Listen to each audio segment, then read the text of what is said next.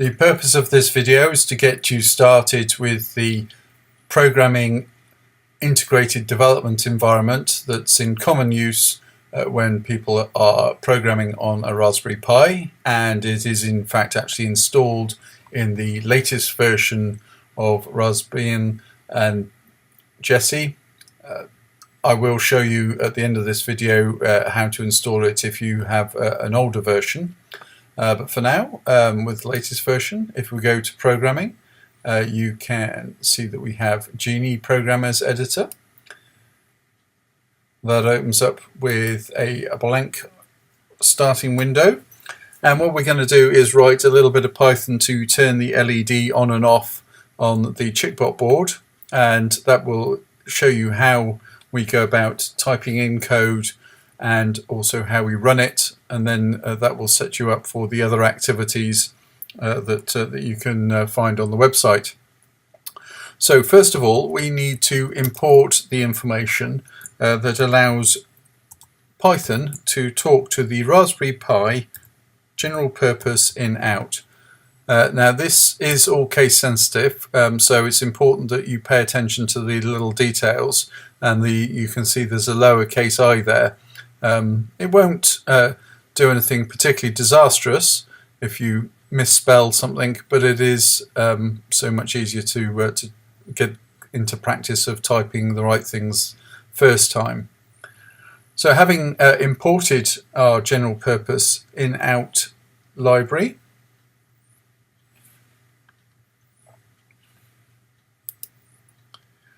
we must do some setup. And the first thing that we need to set up is we need to issue a command that tells the Python library what mode we wish it to use. And so I am going to use the Broadcom numbering scheme, which relates to the different pins that are on the chip.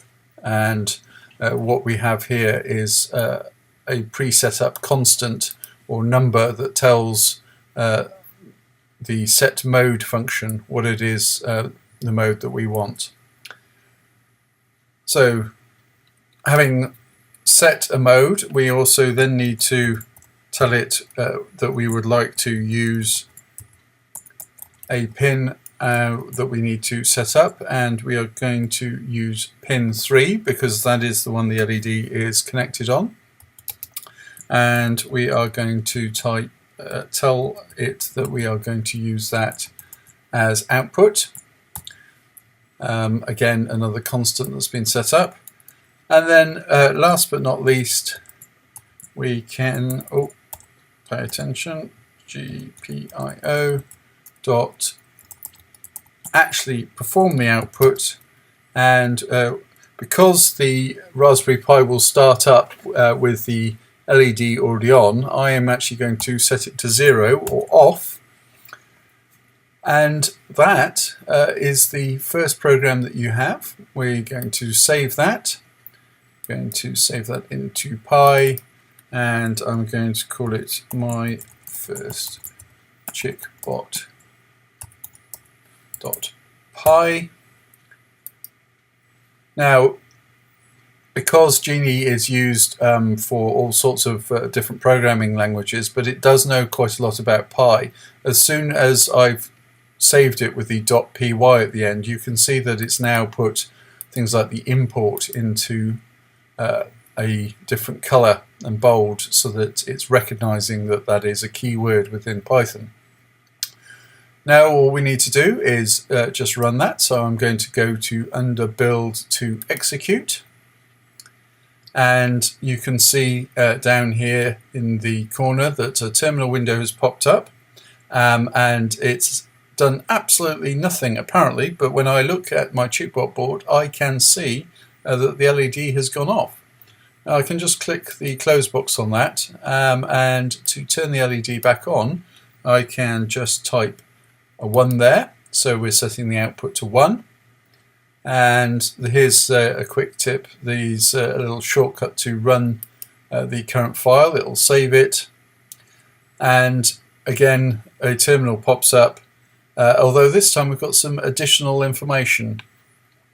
And one of the things it's saying is that we were already using the general purpose in-out, which we have done because we've used it once. But it's carrying on anyway, and if we want to get rid of these warnings every time it runs, that we should set this information.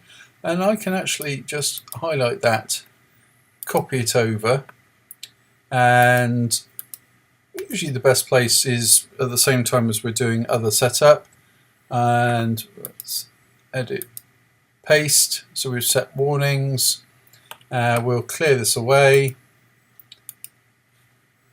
Going to execute that, and as it happens, I deliberately put in a little error. You may have spotted it, that I didn't include the capital RP and then a lowercase I, and it actually says that it doesn't understand this particular line. That's perfectly correct, but I just mainly wanted to show you what happens if something if the Python program doesn't understand precisely what's going on. So we'll run that, and we are back to where we were. My LED is still on, but this time I have no errors. I'll just set that to 0. If I press the little stop button, it'll close the terminal for me, and then I can just then run it again, and lo and behold, you'll just have to trust me, my LED is off. Now, as you can imagine, typing RPI in front of all of these commands could get a little bit laborious. So what is common is to give it an alias. So I can just abbreviate the RPI.GPO to GPIO to just GPIO, which means that I can now flush these rather long-winded commands down to just the one, like so. And we can try that, and you can see that's all running. So that gives you a little taste of using the programming environment, which is all built into itself and gives you everything that you need. And from here on in, you can copy and paste code from the website and find out all sorts of different resources which you can use to build up your own programs.